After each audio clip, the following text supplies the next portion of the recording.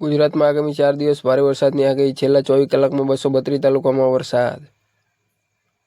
ખંભાતના આખાત નજીક સર્જાયેલા વેલમાર્ક લો પ્રેશરને પગલે આજે સૌરાષ્ટ્રના કેટલાક વિસ્તારોમાં ભારે વરસાદની આગાહી હવામાન વિભાગે કરી છે. ખાસ કરીને પોરબંદર, જૂનાગઢ, ગીર સોમનાથ અને દીવમાં રેડ એલર્ટ જાહેર કરવામાં આવ્યું છે. સમગ્ર રાજ્યમાં 7 દિવસ સુધી રેડ એલર્ટ અપાયું છે. ખંભાતના આખાત નજીક સર્જાયેલા વેલમાર્ક લો પ્રેશરને પગલે ગુજરાતમાં આગામી 4 દિવસ ભારેથી અતિભારે વરસાદની સંભાવના હોવાની હવામાન વિભાગે આગાહી કરી છે.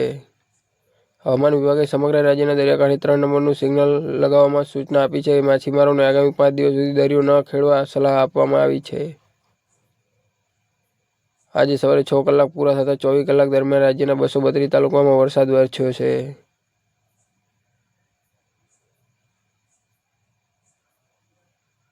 આવી લેટેસ્ટ ન્યૂઝ જાણવા માટે અમારી ચેનલને સબસ્ક્રાઇબ કરો.